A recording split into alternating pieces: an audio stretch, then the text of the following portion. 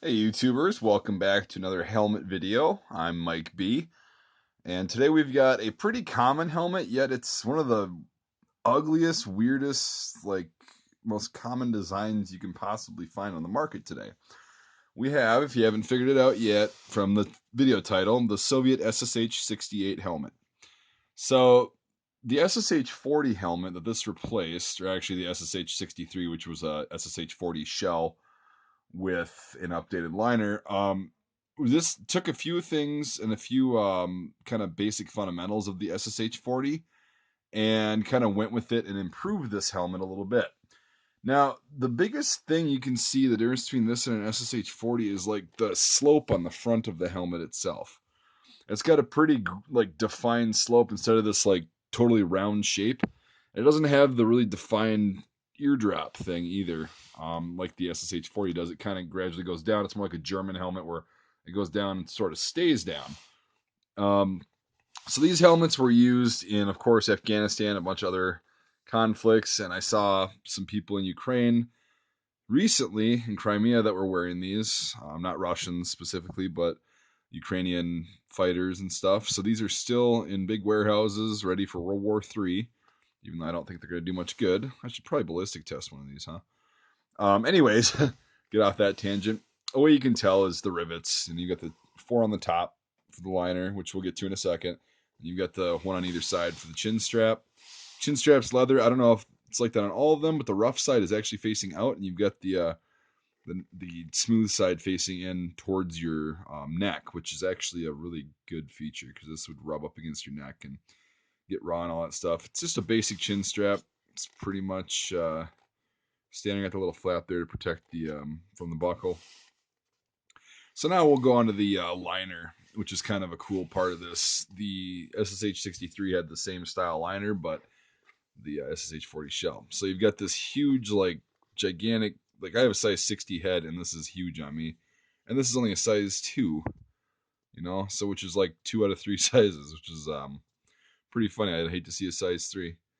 Anyways, so it looks like the lot number and everything is stamped on the front. Kind of right there, if you can see that. Hopefully the camera will focus. Yep. So there's what the stamps are, and hopefully somebody knows more about that than I do. Anyway, so here it looks like the person's roster number right there was 234 because it's also written. See if we can get some light in there. It's also written right there, if you can see that. And then it got replaced by 478. I don't know exactly how that worked with the rosters and everything, but anyway, I got sidetracked. So this huge liner, is made to be worn with the Ushanka hat underneath this. So you can wear this in cold temperatures, and that's why it was designed like this. It's actually kind of a cool design. It's actually really comfortable, so I can't really dog it for that.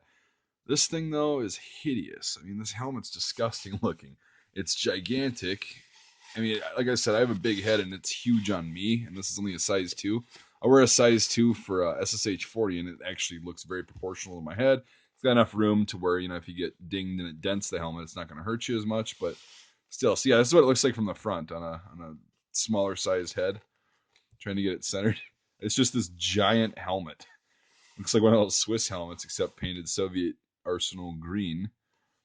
So here's the SSH-68, and there's really not much more to say about it. It's kind of cool. They use these things, like I said, even today they've been finding them and using them in conflicts, so they're still being used. They've been finding them in Afghanistan, of course. They're everywhere. The ANA was using these for the longest time because the Soviets left them there.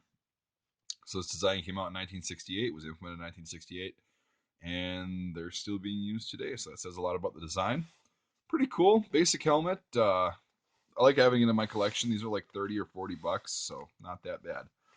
But all right, if you don't have one, I would suggest getting one. They're pretty cool. So thanks for watching, everyone. If you haven't already yet, like this video, and if you could subscribe to my channel for more cool stuff like this, that would be fantastic. And I have a link to my Patreon in the description right here.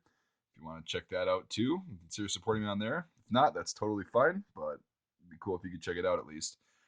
Thanks for watching, everybody, to subscribers and viewers past and present, and we'll see you on the next video.